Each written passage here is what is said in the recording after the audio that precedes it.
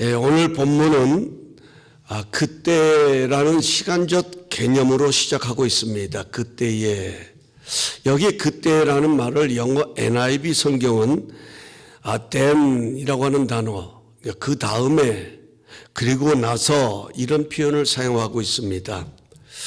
예수님께서 세례를 받고 물 위로 올라오시자 하늘이 열리고 성령이 비둘기같이 예수님 위에 임하시고 이는 내 사랑하는 아들이요 내가 기뻐하는 자니라는 하나님의 음성이 들렸습니다. 그리고 나서 예수님은 성령의 인도를 받아 마귀에게 시험을 받으러 광야로 가셨다. 이렇게 기록되어 있습니다. 여기에서 우리에게 질문이 생깁니다.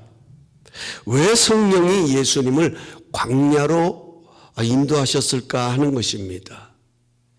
여러분, 믿음의 삶에서 성령의 인도가 얼마나 중요합니까?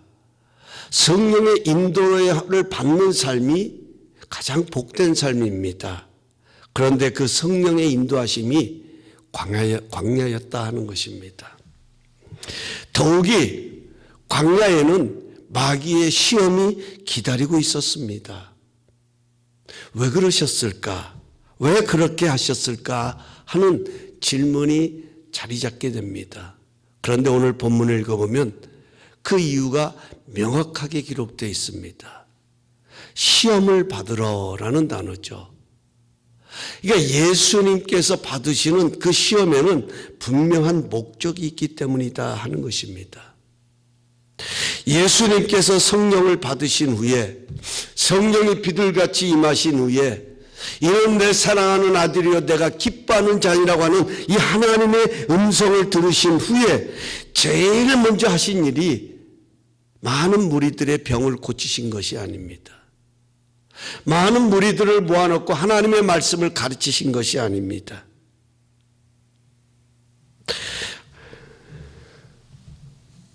마귀의 세력과 싸워 이기는 일을 제일 먼저 하셨다 하는 것입니다. 왜 그럴까요? 마귀는 하나님의 대적자입니다. 하나님의 일을 하는 데 있어서 가장 많은 방해를 하는 것이 바로 마귀예요. 우리 예수님께서 하나님의 일을 이루는 데 있어서 가장 먼저 해야 하는 것이 바로 마귀의 세력을 꺾는 것입니다. 성령님께서는 이러한 예수님의 길을 여시기 위해서 광야로 인도하신 것입니다.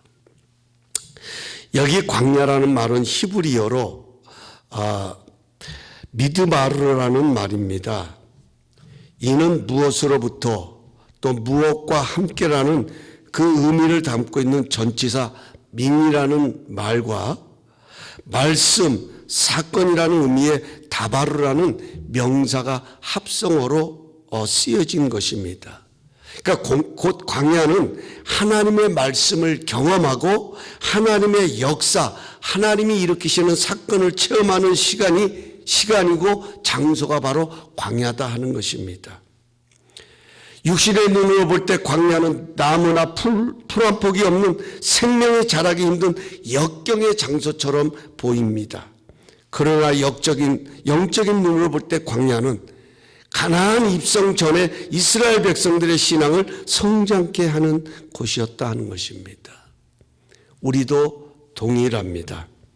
성령님은 항상 우리가 원하는 방향으로 인도하지는 않습니다. 때로는 생각지 못한 너무나도 당황스러운 상황으로 인도하시기도 합니다. 그 한 예를 사도 바울을 통해서 볼 수 있습니다. 사도행전 16장에 가서 보면 바울은 하나님의 복음을 열정적으로 전하다가 소아시아에 가서 말씀을 전하기를 원했습니다. 그런데 성령이 말씀을 전하지 못하도록 막으셨다 이렇게 표현하고 있습니다.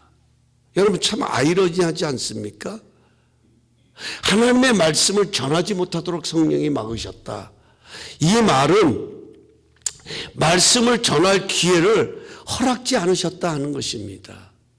그러니까 내가 말씀을 전하고 싶다고 해서 전하는 것이 아니라 성령께서 말씀을 전할 수 있도록 그 모든 상황과 여건과 모든 것을 조성해 주시고 인도해 주셔야 되는데 성령님께서 그런 가운데로 인도하지 않으셨다는 것입니다. 그래서 바울은 소아시아의 중심지에는 갈라디아를 거쳐서 흑해 연안에 위치한 비두니아로 가기를 원했습니다. 제가 지도를 준비를 못했습니다마는 인터넷에서 이 지도를 찾아보면, 그러니까 지금 바울이 머물고 있는 정반대쪽이 바로 이 흑해 연안이었어요. 그러니까 그곳으로 가기를 원했습니다. 하지만 그것조차도 성령님이 허락지 않으신 것입니다.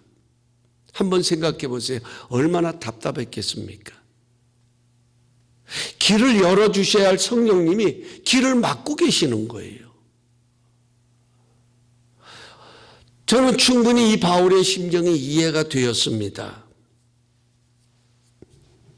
그런데 그렇게 답답한 상황 가운데 있을 때 하루는 마게도냐 사람이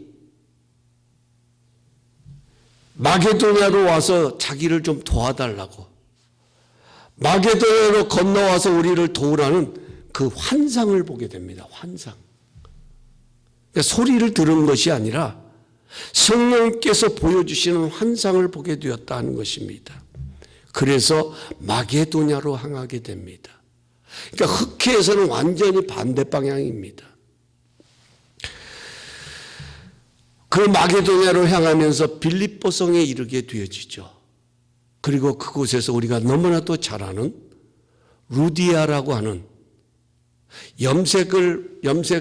옷에 염색을 들여서 팔 장사하고 만드는 루디아라고 하는 그 여인을 만나게 됩니다. 그리고 이 여인이 바울이 전한 복음을 듣고 예수를 믿게 돼요. 이것이 유럽에서 최초로 예수를 믿은 1호 성도가 되는 것입니다. 바로 이 순간이 유럽의 복음의 문이 열리는 초석이 된 거예요. 이 루디아라고 하는 여인과의 만남이. 그래서 우리가 너무나도 잘 아는 것처럼 사도행전 16장에 가서 보면 바울이 복음을 전하는데 귀신 들린 자를 만나게 됩니다. 그런데 어떤 사람이 이 귀신 들린 자를 통하여 점치는 것으로 이용해서 자기의 영리를 이용하고 있었어요. 그래서 바울이 그 귀신 들린 자를 고쳐줍니다. 그러니까 영리를 취하던, 이 귀신을 통해서 영리를 취하던 이 사람이 바울을 고발하게 되고 결국은 바울이 옥에 갇혀서 모진 매를 맞고 그리고 옥에 갇히는 상황이 발생이 됩니다. 그런데 그날 밤 바울과 실라가 그 옥중에서 하나님을 찬미하고 기도하며 뭐라고 성경에 기록됐냐면 제수들이 듣더라 이렇게 기록하고 있어요. 이 장면들을 잘 여러분이 상상력을 동원해서 한번 잘 따라와 보세요. 지금 너무 고통스러워요. 복음을 전하다가 주의 일을 감당하다가 너무 힘든 상황을 만났어요. 하지만 바울과 실라는 그런 가운데서도 하나님을 찬송하고 하나님께 기도하는 이 바울과 실라의 모습을 그 감옥 안에 있던 죄수들이 다 듣고 보았다 하는 것입니다. 그런데 놀라운 것은 그들이 보고 깨닫고 난 다음에 옥문이 쫙 열리고 그들의 몸에 매었던 사슬이 풀어지는 거예요. 쇠사슬들이 풀어지기 시작합니다. 죄수들은 본 겁니다. 깨달은 겁니다. 또 옥문이 열리는 것을 보고 간수가 너무나도 놀란 나머지 자결하려고 할 때에 바울이 그 자결을 막죠. 그렇게 하지 않도록. 그리고 그 간수가 예수를 믿고 세례를 받습니다. 그리고 복음을 전하는 자가 됩니다. 여러분, 참으로 놀랍지 않습니까? 성령님은 우리가 알지 못하는 하나님의 방법으로 일하고 계신다는 것입니다. 바울과 실라가 그토록 복음을 전하고 싶어 했던 아시아를 향한 발걸음을 막으시더니 생각지 못한 만남을 통해 복음의 초석이 되게 하시고 감옥에 갇히는 모진 고통을 통해 놀라운 이적을 행하시는 모습을 보면서 정말 하나님의 일은 하나님의 방법으로 이루어 가신다는 것을 보게 됩니다. 바울은 분명히 옥에 갇히고 이런 모든 상황들이 광야 같은 그런 고통을 겪는 상황이었지만 그 상황들을 통하여서 하나님을 더 깊이 경험하는 기회가 된 것입니다. 그래서 우리가 너무나도 잘 알고 있는 고난에도 뜻이 있다. 이 말이 이런 데서 나온 것이 아닌가 하는 생각을 가져봅니다. 오늘 우리에게도 바람이 있습니다. 바울처럼 내가 원하는 바라는 모습들이 있습니다. 하지만 성령은 그것을 막으실 때가 있습니다. 더 당황스러운 상황으로 이끄실 때가 있습니다. 그럼에도 우리가 성령님의 인도를 사모해야 하는 것은 우리의 바람보다 하나님의 뜻이 더 확실하고 더 복되기 때문이다 하는 것입니다. 비록 광야 같은 고통의 상황일지라도 결코 무의미한 시간이 아니기 때문입니다. 오히려 이 광야 같은 상황을 통해서 하나님의 말씀을 더 구체적으로 경험할 수 있는 기회이고 시간이라는 것입니다. 하나님을 더 깊이 만날 수 있는 그런 시간이 될 수 있다는 거예요. 사람 자체가 위대해서 위대한 신앙이 되는 것이 아니라 하나님을 더 깊이 경험하고 하나님을 더 깊이 만난 만큼 그 믿음이 더 돈독해지고 더 강인해지는 것처럼 하나님은 광야 같은 상황으로 인도하셔서 그런 역사를 이루어 가신다 하는 것입니다. 그러므로 사랑하는 성도 여러분, 꼭 기억했으면 좋겠습니다. 우리 모두 하나님 앞에서만큼은 바보가 되었으면 좋겠습니다. 하나님 앞에서만큼은 바보가 되었으면 좋겠습니다. 여러분, 바보가 뭡니까? 바보는 좋은 게 아니잖아요. 바보는요, 지능이 부족하고 생각이 짧고 가진 것도 부족해서 자기의 주관도 없고 늘 이용당하는 사람을 바보라고 말합니다. 우리가 하나님 앞에 그런 바보가 되면 좋겠다라는 말은 하나님께 이용당하는 자가 되었으면 좋겠다 이런 뜻이 아닙니다. 여러분, 지능이 부족하면요, 누구의 도움을 받냐면 항상 부모의 도움이 필요합니다. 누군가의 도움이 필요해요. 지능할수록 곁에 누군가의 도움을 받는 것을 보게 됩니다. 여러분, 똑똑한 사람 도움 필요 없어요. 내가 다 알아서 하는데, 내가 다 이루어 가는데 똑똑한 사람이 무슨 의미가 있냐 하는 거예요. 무슨 도움이 필요한 겁니까? 똑같습니다. 우리가 하나님 앞에 너무 똑똑하기에 하나님의 도움이 필요 없는 것이지, 부족하면 할수록 우리에게는 항상 하나님의 도우심이 따르게 되어 있다 하는 겁니다.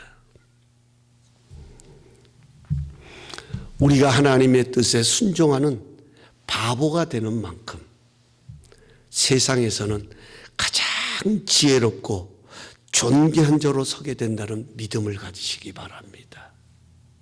왜냐하면 성령께서 그렇게 만들어 가시기 때문입니다. 바울과 실라의 모습은 저렇게까지 해야 하나 하는 참 바보 같은 모습입니다. 하지만 성령께서는 그 바보 같은 모습을 통해 영혼을 구원하고 선한 영향력을 낳는 존귀한 자로 세워주셨다 하는 것입니다. 이것이 우리가 어떤 상황에서도 성령의 인도를 받아야 하는 이유입니다. 오늘 3절 말씀을 보면 이렇게 말하고 있죠. 시험하는 자가 예수께 나와서 이르되, 시험하는 자가 예수께 나왔다. 이렇게 표현합니다. 여기 시험하는 자를 영어 NIV 성경은 The Tempter, 유혹하는 자라고 쓰고 있습니다. 유혹은 넘어지고 파괴하는 것이 목적입니다.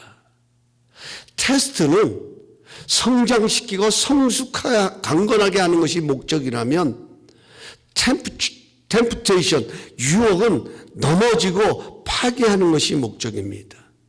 마귀는 유혹하는 자로 예수님께 나온 겁니다. 지금도 마귀는 하나님의 뜻을 따라 복된 길을 걷는 성도들을 유혹합니다. 그 유혹의 내용은 간단합니다. 하나님이냐 세상이냐 선택하라는 것입니다. 하나님이냐 빵이냐 선택하라는 것입니다. 하나님이냐 명예냐 선택하라는 것입니다. 믿음으로 살 것인가 내 의지로 살 것인가 선택하게 만드는 것입니다. 여러분, 선택은 매우 중요합니다. 어떤 선택을 하느냐에 따라서 그 선택의 영향을 받으며 살아가는 것이 우리의 삶인 것입니다. 올바른 선택은 우리에게 생명이 되지만 잘못된 선택은 멸망이 되는 것입니다. 그래서 선택에는 반드시 선택의 기준이 중요하다는 것입니다. 돈이 행복의 기준이 되는 사람은 모든 선택의 가치가 돈이 우선입니다. 쾌락이 행복의 기준이 되는 사람은 무엇을 하든지 항상 쾌락이 가치를 삼습니다. 쾌락으로 가치를 삼는다는 겁니다. 우리가 예수 믿고 달라진 변화가 있다면 예수 믿기 이전에는 세상의 것이 항상 우선이었습니다. 항상 그 세상의 것을 취해야만 내가 뭔가를 이루었다라는 착각 속에 빠졌습니다. 그 세상 것을 갖고 누리기 위해서 애쓰고 온갖 수단을 다 동원합니다. 하지만 예수 믿고 나서 달라진 변화가 있다면 하나님 나라의 가치관을 갖게 된다는 겁니다. 세상의 것을 분투와 같이 버릴 수 있는 능력이 생깁니다. 바울처럼. 세상의 것이 소중하기보다는 하나님의 것이 더 소중하게 여기는 이런 가치관의 변화들이 일어난다는 것입니다. 하나님의 나라가 더 좋은 겁니다. 하나님의 은혜를 누리며 살아가기를 소망합니다. 마귀는 이러한 영적 정체성을 무너뜨리기 위해 유혹을 합니다. 어떻게 유혹하고 어떻게 그 유혹을 물리칠 수 있는지 예수님을 통해서 배우게 됩니다. 첫 번째 유혹은 내가 만일 하나님의 아들이어든 명하여 이 돌들이 떡덩이가 되게 하라는 것입니다. 여기서 우리가 주목해야 할 단어가 If you are the son of God, 만일 내가 하나님의 아들이라면, 만일 내가 하나님의 아들이라면 이 단어를 주목해야 합니다. 마귀는 이것으로 예수님을 유혹하고 있는 겁니다. 여기서 우리는 마귀의 속성을 배울 수 있습니다. 마귀는요, if라고 하는 가정법을 사용해서 영적 혼란을 심어준다는 것입니다. 예를 들면 뱀이 하와를 찾아와서 선악과를 먹도록 유혹했습니다. 그 유혹했던 방법이 뭡니까? 이 선악과 한번 먹어봐. 이렇게 직접적으로 유혹한 것이 아닙니다. 쭉 돌아서 옵니다. 그것이 바로 뭐냐면 하나님이 정말 이 동산에 있는 모든 나무의 실과를 먹지 말라고 했냐. 무슨 단어가 들어가냐면 정말이라는 단어가 들어가요. 하나님이 정말 이 모든 나무의 실과를 먹지 말라라고 말씀했니? 그런데 하나님은 그렇게 말씀하지 않으셨습니다. 반대로 얘기하셨죠. 이 동산의 모든 나무는 네가 입으로 먹되, 네가 먹고 싶으면 마음껏 먹되 동산 중앙에 있는 선악을 알게 하는 나무는 절대로 먹지 말라. 이것을 먹는 날에는 정녕 내가 죽을 것이다.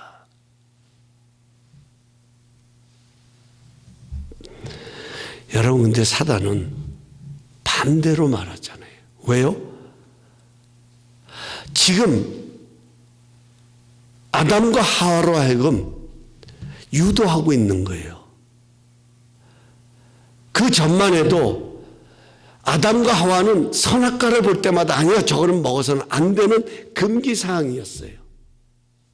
그런데 다른 모든 실과 나무를 끌어들이면서 그 배 위에다가 선악과를 끌어들이는 거예요. 사단의 말을 듣고 나서 보니까 세상에 그것들이 먹음직하고 보암직하고 탐스럽게 할 만큼 너무 좋았다는 겁니다.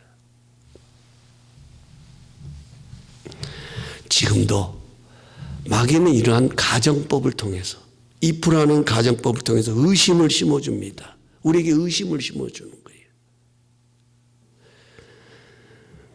네가 하나님의 아들이 맞아? 그렇다면 이 돌들로 떡덩이가 되게 해봐. 네가 기도하는 사람 맞아?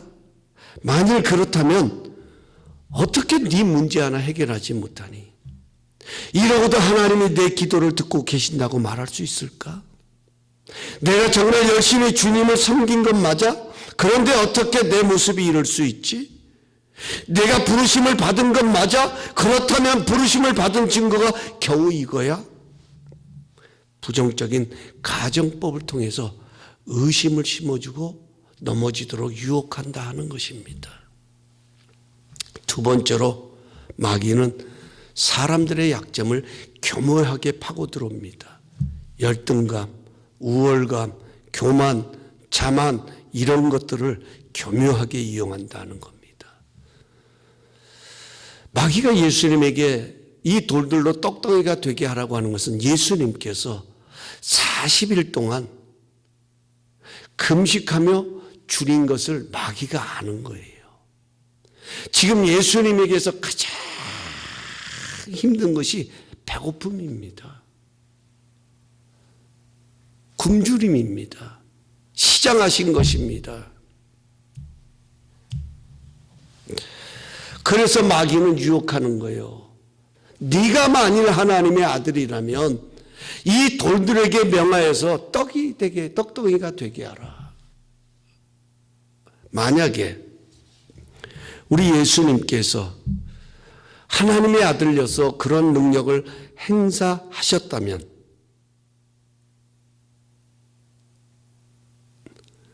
예수님의 능력은 자신의 필요에 따라 행하는 능력이었다 하는 겁니다. 무섭지 않습니까? 마귀는 바로 이 속셈을 가지고 있는 거예요. 하나님의 아들로서 하나님의 뜻에 따라 능력을 행하시는 예수님이 아니라, 보내심을 받은 자가 아니라, 그런 메시아가 아니라 자신의 필요에 따라서, 자신의 욕망에 따라서 능력을 행사하는 자다 하는 그 속셈이 거기에 깔려 있었다 하는 겁니다. 둔갑시키는 것입니다. 이런 마귀를 시편 기자는 뒤에서 활을 쏘는 자다 이렇게 표현하고 있습니다. 뒤에서 활을 쏘는 거예요. 세 번째 마귀의 유혹은 사람의 자존심을 자극하는 것입니다. 여러분, 우리 사람들이 힘든 시간을 보내는 이유 중에 하나는 자존심 때문이에요. 여러분, 부부가 왜 부부싸움을 합니까? 물론 그 부부싸움을 하게 된 동기가 있습니다. 어떤 상황이 있습니다. 그런데 그 동기와 상황 속에서 가만히 들여다보면 그것이 싸움으로 번져지는 이유 중에 하나는 뭐냐면 자존심을 건드린 거예요. 나를 무시했다는 거예요. 나를 무시했다는 거. 그래서 그릇 하나 깨먹었는데 어떻게 당신은 항상 그릇을 깨먹냐고. 그러다 보니까 나도 모르게 내가 언제 항상 깨먹었냐고. 한 번 깨먹은 건데. 그리고 이까지 그릇이 뭐라고. 다시 사면 되는데 나한테 그렇게 그런 식으로 표현을 하냐고. 뭐 이렇게 나가다 보면 이게 결국은 부부싸움이 되고, 이 부부싸움이 깊어지다 보면 심각한 상황이 발생되는 것을 보게 됩니다. 여기서 하나의 지혜가 있어요. 자존심만 버려도 마귀의 유혹에는 절대 넘어지지 않는다 하는 겁니다. 자존심만 버려도. 여러분, 마귀가 그런 의미를 담고 있는 거예요. 내가 만일 하나님의 아들이라면 이 돌들에게 명하여 떡덩이가 되게 하라. 이 말의 의미 속에는 네가 하나님의 아들이라면 지금 그렇게 배고프고 그렇게 굶주린 시간을 보낼 수 있겠냐 하는 겁니다. 네가 이 돌들을 가지고 떡을 만들면 너의 문제도 해결되고 사람들도 그런 너의 능력을 보면서 너를 더 따르지 않겠냐. 이런 마귀의 유혹이 담겨져 있다는 겁니다. 이런 마귀의 시험을 예수님은 말씀으로 이기셨습니다. 성경에 기록되었을 때, 여러분 이 말씀 주목해야 돼요. 성경에 기록되었을 때, 이게 지금 마태복음 본문 속에 자주 나옵니다. 이따가 또 이제 나오겠습니다만은 성경에 기록됐을 때 사람이 떡으로만 살 것이 아니요 하나님의 입에서 나오는 말씀으로 살 것이라고 마귀의 유혹을 물리쳤습니다. 여러분, 왜 예수님께서 이런 말씀으로 그 마귀를 대항하셨을까요? 말씀은 생명의 씨앗이다 하는 것입니다. 육신의 풍요로움 중요하지요. 여유 있고 넉넉한 삶 중요합니다. 그러나 그 여유와 넉넉함이 우리에게 행복이 되고 우리에게 기쁨이 되고 우리에게 감사가 되려고 하면 어떻게 해야 될까요? 영원히 평안해야 돼요. 영원히 기뻐야 돼요. 육신이 기쁜 것이 아니라 육신이 편안한 것이 아니라 영원히 편안할 때에 그 육신의 풍요로움도 내게 행복이 되고 가치가 돼요. 반대로 이야기해 볼까요? 어렵고 힘들 수 있어요.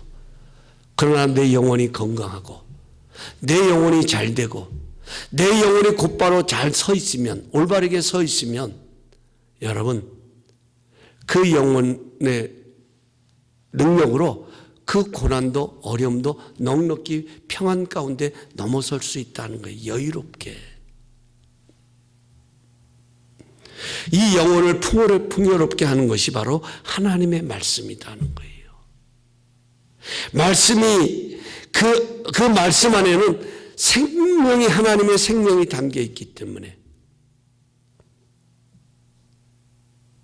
그 말씀이 우리를 일으켜 세워주고, 때로는 그 말씀이 우리에게 용기가 되고, 때로는 그 말씀이 우리에게 위로를 주고, 굶주리고 배고플 때 때로는 그 하나님의 말씀을 통해서 우리의 영혼의 양식을 삼고 그 굶주림과 배고픔도 하나님의 입장에서, 하나님의 마음에서, 하나님의 시각에서 넉넉히 넘어설 수 있다 하는 것입니다. 그러므로 우리는 얼마나 논리적이냐 하는 것보다도 이것이 얼마나 성경적이냐, 이런 차원에서 모든 상황을 해석해야 된다 하는 것입니다. 마귀의 두 번째 유혹은 예수님을 성전 꼭대기에 세우고 또 이야기합니다. 네가 만일 하나님의 아들이여거든 뛰어내리라. 그 다음에 참 중요해요. 지금 마귀가 말하는 거예요. 기록되었을 때 그가 너를 위하여 그의 사자들을 명하시리니 그들이 손으로 너를 받들어 발이 돌에 부딪히지 않게 하리로다 하였느니라. 예수님께서 말씀으로 마귀의 유혹을 물리치니까 이제는 마귀가 말씀을 들고 나오는 거예요. 기록되었을 때 그가 너를 위하여.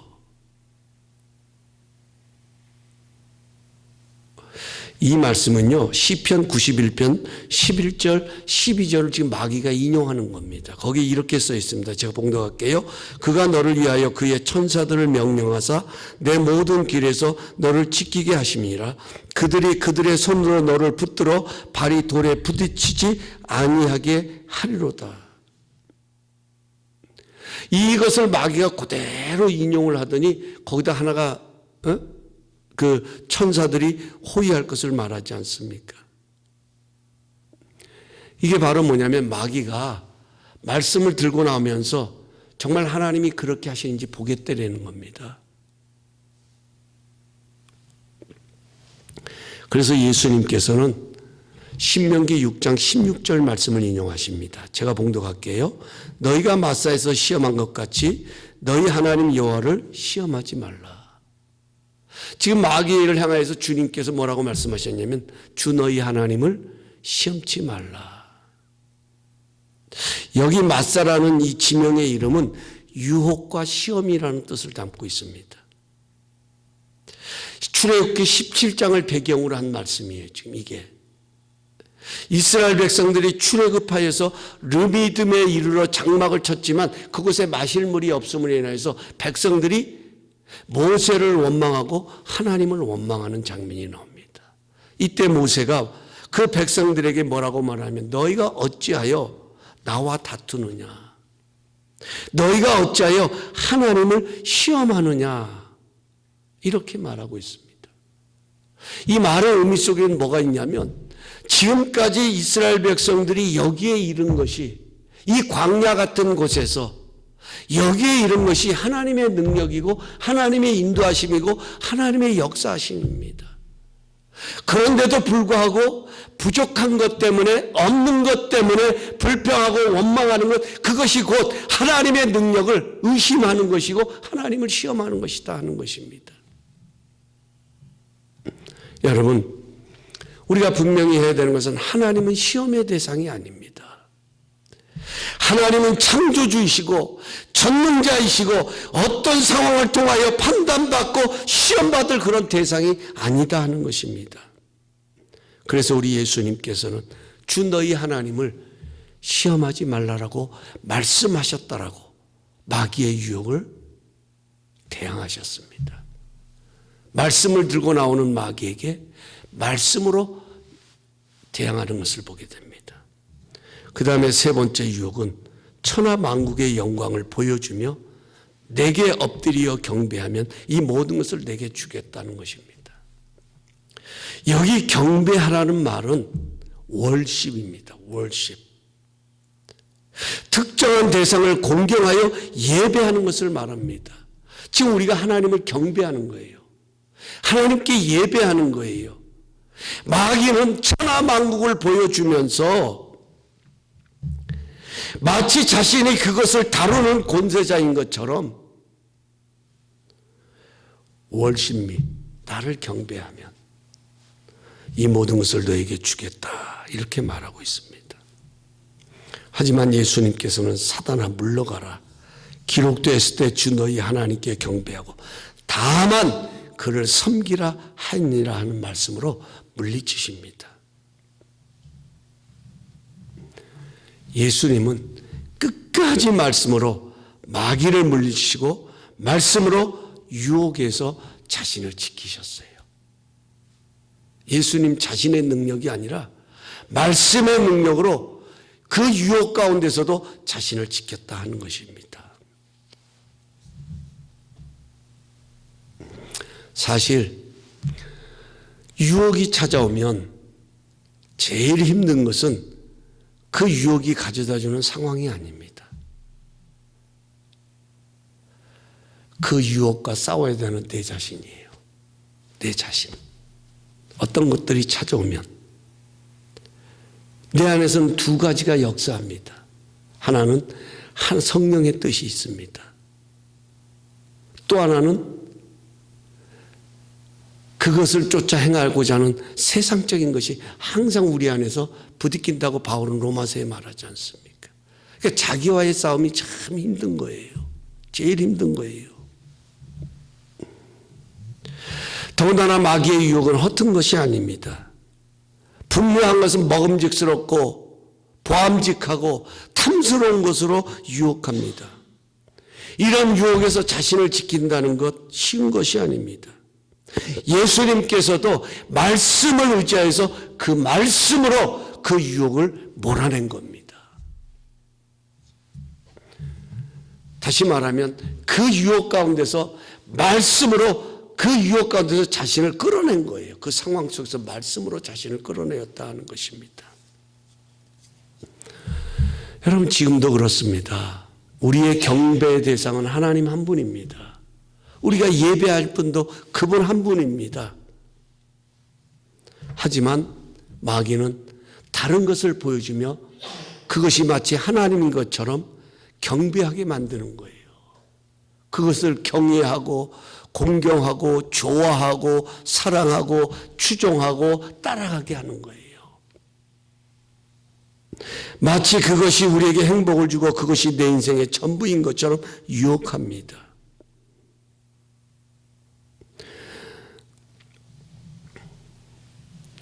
이런 유혹 속에서 우리를 이기게 하고 지킬 수 있는 것이 말씀이다 하는 것이죠. 특별히 지금같이 어려운 상황일수록 우리에게는 참 많은 유혹들이 있어요. 제 안에도 그래요. 네. 여러 가지 생각들을 통해서 제 안에 막 끊임없이 요동치듯이 일어나는 모습들이 있다 하는 겁니다. 꼭 어떤 음란, 욕심, 탐욕 이런 유혹보다도 하나님의 뜻을 벗어나게 하는, 나를 부르신 목적에서 빗나가게 하는, 내가 왜 이 길을 걸어가야 하는지 그 뚜렷한 사명감과 가치관을 흔들어 놓는 그런 유혹들이 찾아올 때가 있다 하는 겁니다. 그럴 때마다 내가 찾고 구해야 할 분은 하나님 한 분인 거예요. 내가 믿고 의지할 분도 하나님 한 분인 거예요. 왜냐하면 우리의 생사화복을 주장하는 분은 하나님 한 분이십니다.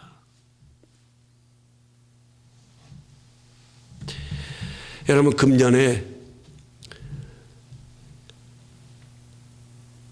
새해를 시작하면서 거기서도 우물을 받더라, 이런 표를 가지고 시작했습니다.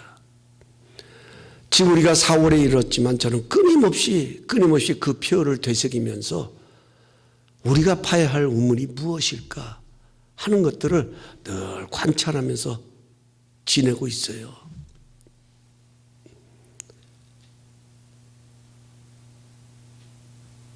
여러분, 우리 예수님께서 처음부터 끝까지 마귀의 유혹을 물리친 원리는 오직 하나님의 말씀이었습니다.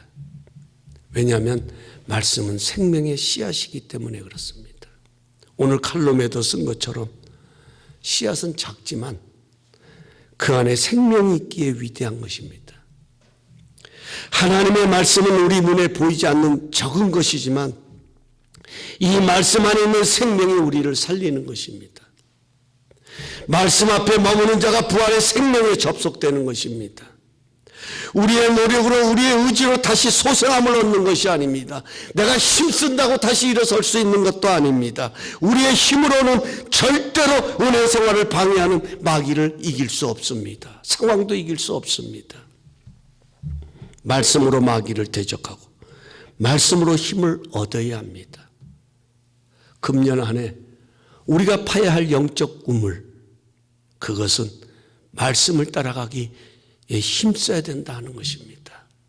어려울수록, 힘들수록 우리 안에 하나님의 말씀이 머물 수 있도록 그 말씀을 되새기고 말씀을 암송하고 그 말씀으로 내가 어떤 어려운 상황 가운데 있을 때, 유혹 속에 빠져 있을 때에 그 말씀이 튀어나와서 놀라지 말라, 두려워하지 말라, 담대하라, 내가 너와 함께하느니라, 이 말씀 한 절이 나에게 힘이 되고 그 상황을 넘어설 수 있도록 용기를 가져다 준다 하는 것입니다.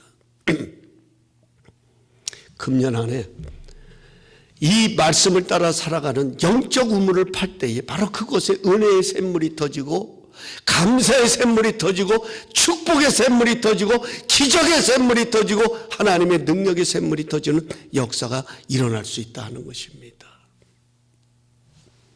우리 모두 말씀의 씨앗이 심겨짐으로 말씀의 생명으로 다시 소생함을 얻는 하나님의 말씀이 충만한 그런 복 있는 자들이 될 수 있기를 예수님의 이름으로 간절히 축원합니다.